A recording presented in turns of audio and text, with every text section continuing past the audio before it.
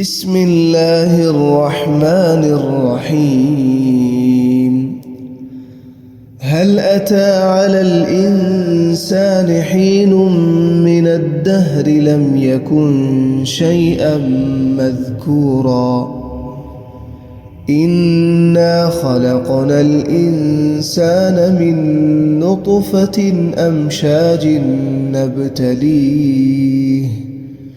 أمشاج نبتليه فجعلناه سميعا بصيرا إنا هديناه السبيل إما شاكرا وإما كفورا إنا أعتدنا للكافرين سلاسل وأغلالا وسعيرا إن الأبرار يشربون من كأس كان مزاجها كافورا عينا يشرب بها عباد الله يفجرونها تفجيرا يوفون بالنذر ويخافون يوما كان شره مستطيرا ويطعمون الطعام على حبه مسكينا ويتيما وأسيرا إنما نطعمكم لوجه الله لا نريد منكم جزاء ولا شكورا إنا نخاف من ربنا يوما عبوسا قمطريرا فوقاهم الله شر ذلك اليوم ولقاهم نضرة وسرورا وجزاهم بما صبروا جنة وحريرا متكئين فيها على الأرائك لا يرون فيها شمسا ولا زمهريرا ودانية عليهم ظلالها وظللت قطوفها تذليلا ويطاف عليهم بآنية من فضة وأكواب كانت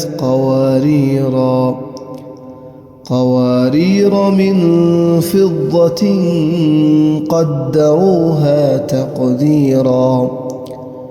ويسقون فيها كأسا كان مزاجها زنجبيلا عينا فيها تسمى سلسبيلا ويطوف عليهم ولدان مخلدون إذا رأيتهم حسبتهم لؤلؤا منثورا وإذا رأيت ثم رأيت نعيما وملكا كبيرا عاليهم ثياب سندس خضر واستبرق وحلوا أساور من فضة وسقاهم ربهم شرابا طهورا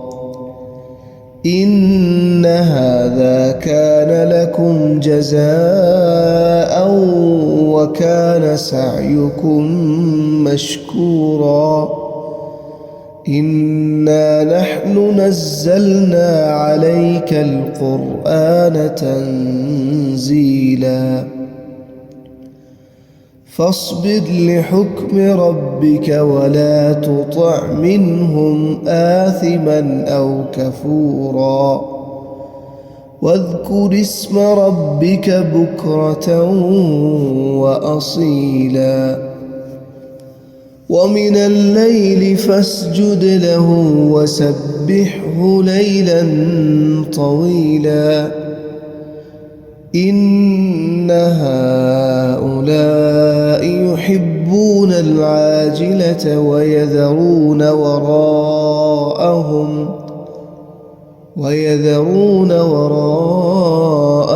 يوما ثقيلا نحن خلقناهم وشددنا أسرهم وإذا شئنا بدلنا أمثالهم تبديلا إن هذه تذكرة فمن شاء اتخذ إلى ربه سبيلا وما تشاءون إلا أن يشاء الله إن الله كان عليما حكيما يدخل من يشاء في رحمته والظالمين أعد لهم عذابا أليما